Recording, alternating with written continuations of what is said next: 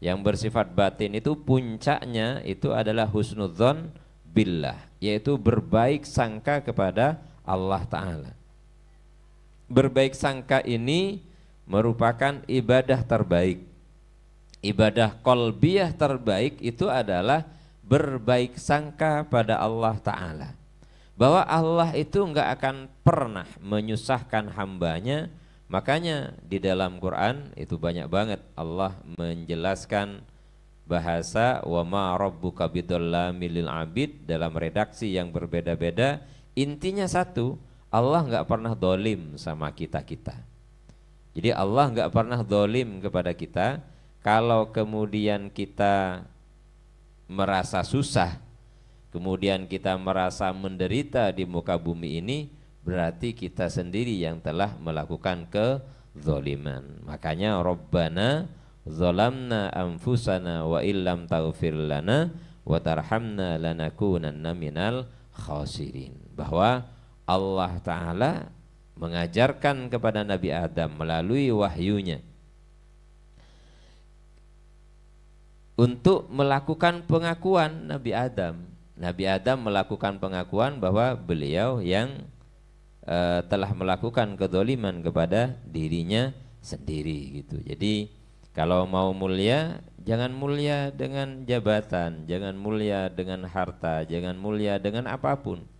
Bahkan jabatan, apalagi yang namanya jabatan. Jabatan itu ada masanya. Enggak ada ceritanya orang kemudian yang namanya pegawai negeri mau golongan berapapun, eselon berapapun, nyampe 60 selesai.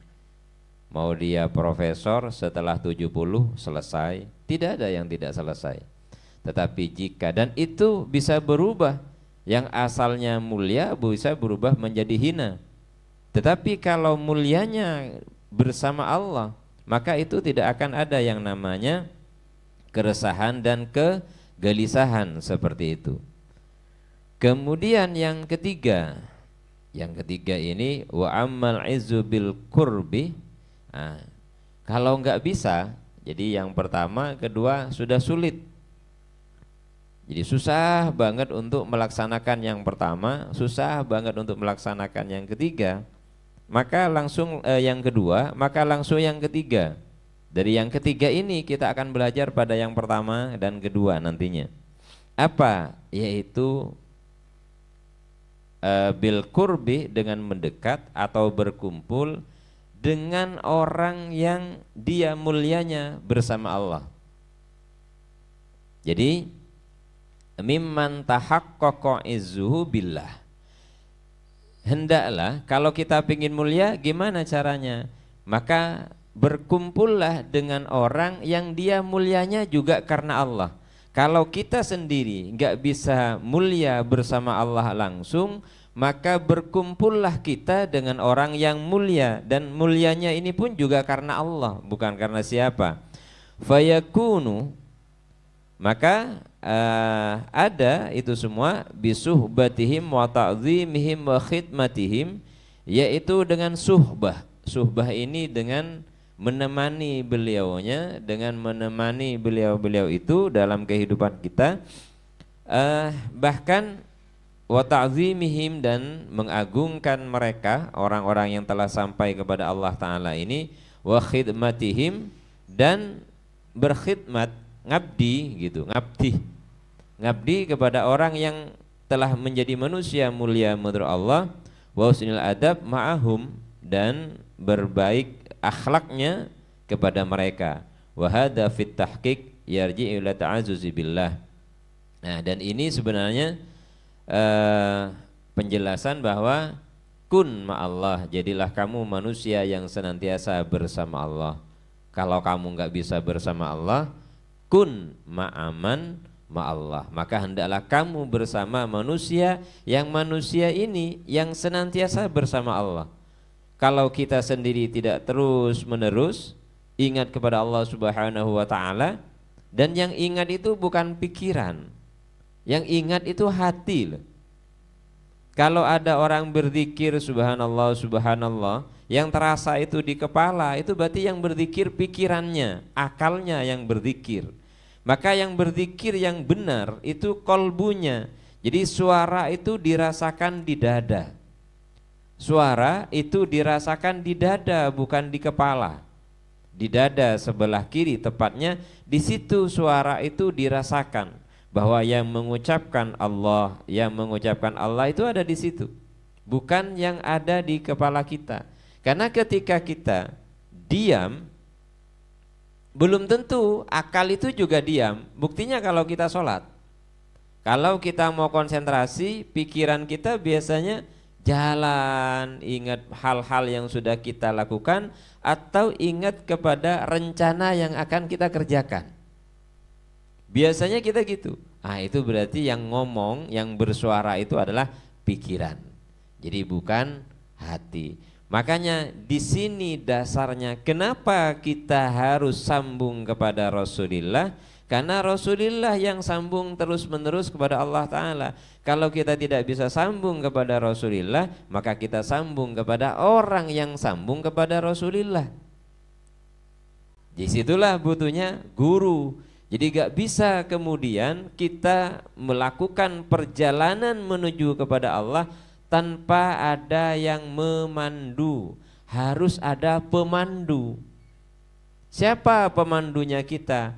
Guru-guru kita, terutama yang kita sebut sebagai guru ruhani. Kalau guru syar'i, kalau guru zahir itu banyak, tapi guru ruhani itu sedikit. Siapa yang bisa membimbing ruhani kita menuju kepada Allah? Contohnya, ketika kita lalai, seakan-akan kita dengar guru kita mengingatkan, kenapa Anda tidak zikir?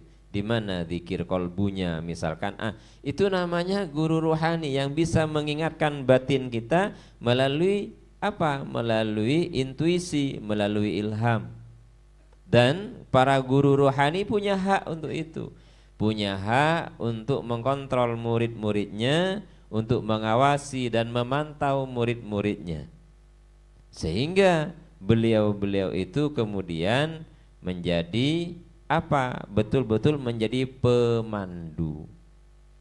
Jadi betul-betul menjadi pemandu untuk sampai kepada Allah Subhanahu wa taala. Karena kita belum ke sana, maka ya kita harus memiliki kepada yang namanya guru ruhani. Ya kita cari bareng-bareng. Jadi dan sumbernya dari mana? Ya minta pada Allah untuk bertemu dengan guru ruhani itu, seperti itu. Ya, kita sholawatan dulu biar gak jenuh. Suatu waktu ada kisah dari Harun ar-Rasyid. Ada orang datang pada Harun ar-Rasyid. Harun ar-Rasyid ini khalifah dinasti Abbasiyah. Waalaikumsalam. Dia datang kepada Harun ar-Rasyid. Ada seseorang datang kepada Harun ar-Rasyid dengan memberi nasihat. Jadi ngasih nasihat gitu. Setelah ngasih nasihat, ya mungkin nasihat di kitab ini tidak dijelaskan, di Qodul Himam gak dijelaskan tentang apa sih nasihatnya. Hanya yang pasti Harun ar-Rasyid ini marah. Dia marah kepada si penasehat. Kemudian karena marah, Harun ar-Rasyid memerintahkan, ikat aja orang ini, saya hukum orang ini diikat di pohon kurma itu bersama keledainya, biar dia kena tendang keledainya biar mati nanti katanya. Ternyata keledai yang awalnya ngamuk itu akhirnya jadi jinak. Jadi jinak keledainya, yang awalnya keledainya itu ngamuk-ngamuk akhirnya jadi jinak. Falam taqdi fihi syai'an, kemudian jadi enggak berhasil menghukumnya. Kemudian berubah perintah itu dengan apa? Dengan diperintahkan untuk dipenjara, dimasukkan ke dalam sebuah rumah, yang rumah itu ada di dalam sebuah kebun. Pintunya disuruh dicor, disemen, orang itu ada di dalam. Kemudian tidak berapa lama ternyata orang itu ruya fi bustanin fa'ata bihi faqala lahu man akhrajaka minas sijni. Jadi dia kemudian yang awalnya di penjara, ada di dalam penjara, yang penjaranya itu rumah, yang di situ tertutup semua, sudah dipaten. Ternyata orang itu kemudian tiba-tiba ada di luar. Dan pintunya belum rusak, pintunya belum rusak. Jadi moro-moro orang itu sudah ada di luar. Ketika sudah ada di luar ditanya, man akhrajaka minis sijni, siapa yang mengeluarkanmu dari kebun ini? Alladzi adkhalanil bustan, yaitu yang telah memasukkan saya ke dalam kebun itu. Jadi tadi ketika diikat di pohon itu dia moro-moro ada di kebun. Ketika ada di kebun dia kemudian dimasukkan ke dalam penjara rumah itu. Tapi setelah itu waman adkhalakal bustan faqana alladzi akhrajani minas sijni, siapa yang telah memasukkanmu ke dalam kebun ini? Katanya si orang yang memberi nasihat kepada kepada Harun ar-Rasyid, dia bilang, ya yang mengeluarkan saya dari kebun. Fa'alim Harun annahu lam yaqdir, maka baru sadar Harun ar-Rasyid ini ternyata saya enggak mampu menghina seseorang yang telah diangkat oleh Allah Ta'ala. Jadi yang tadi diikat moro-moro lepasan, ikatannya lepas, kemudian dia ada di dalam kebun, di penjara lagi, dimasukkan ke dalam sebuah penjara yang terbuat dari rumah, kemudian dia bisa keluar dari situ semua. Baru sadar Harun ar-Rasyid itu ternyata orang ini adalah orang yang telah dimuliakan oleh Allah Ta'ala, dan siapapun yang telah diangkat oleh Allah, saya nggak mampu membuat dia terhina. Jadi orang yang telah diangkat oleh Allah Ta'ala, makhluk manapun tidak akan mampu membuat dia menjadi terhina. Akhirnya apa? Harun ar-Rasyid kemudian memerintahkan kepada para prajuritnya untuk membawa orang ini berkeliling kota Baghdad dan menyampaikan, ala inna Harun arada yadilla abdan, ketahuilah, ingatlah bahwa Harun ar-Rasyid ingin menghina seorang hamba yang telah dimuliakan oleh Allah Subhanahu wa taala, falam yakdir, dan dia enggak mampu. Artinya Harun ar-Rasyid itu enggak mampu menghina seseorang yang telah diangkat oleh Allah Subhanahu wa taala. Berarti kemuliaan dari mana yang harus kita kejar?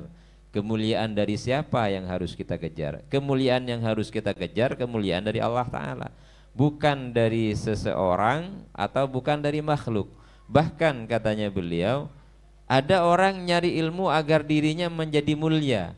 Itu pun nanti ketika ilmu yang dimiliki itu banyak orang yang menguasai, maka dia pun tidak akan jadi mulia. Dulu tahun 96, 97, mungkin pada saat itu orang bisa komputer hebat, orang bisa ngetik Word tahun itu hebat. Kenapa? Karena yang lain tidak ada. Sekarang sekolah saja sudah ada pelajaran TIK gitu. Jadi di masa itu tidak ada yang namanya orang yang bisa komputer sedikit. Mungkin satu kota, satu kecamatan itu sangat sedikit yang bisa. Tetapi ilmu itu menjadi mulia pada masa itu. Kenapa? Karena yang lain nggak mampu, yang lain nggak bisa. Maka dengan ilmu pun juga sama. Bahkan hari ini yang katanya kita bisa mulia dengan ilmu yang bersifat teknologi, semuanya akan kalah dengan AI. Semuanya akan kalah dengan AI. AI ya, kalau orang sekarang bilangnya AI. Kalau nggak percaya, buka aplikasi itu, ada orang mobilnya mogok, ketik ini mobil mogok, indikasinya ini, itu akan muncul analisanya langsung. Tinggal sedia alat kita, nggak butuh mekanik, nggak butuh montir pada akhirnya. Jadi setiap apapun yang kita miliki, yang kita anggap bisa membuat kita mulia, entah itu ilmu dan sepengetahuan dan sebagainya, hari ini kalau hanya urusan ilmu, makanya kalau nggak salah Kiai Lirboyo, saya lupa, yang menyampaikan bahwa kalau karena ilmu kamu dimuliakan, karena kamu sebagai orang yang alim dan bisa ngajar, Hari ini kedudukanmu sudah diganti oleh yang namanya Google.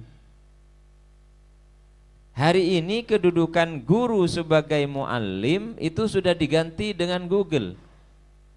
Kita dengan Google sudah cukup, mau ngetik apa saja hari ini bisa kok. Tinggal terjawab semua. Tetapi kalau kamu berposisi sebagai guru dan guru yang muadib, yang mendidik akhlak, ini tidak bisa digantikan oleh apapun.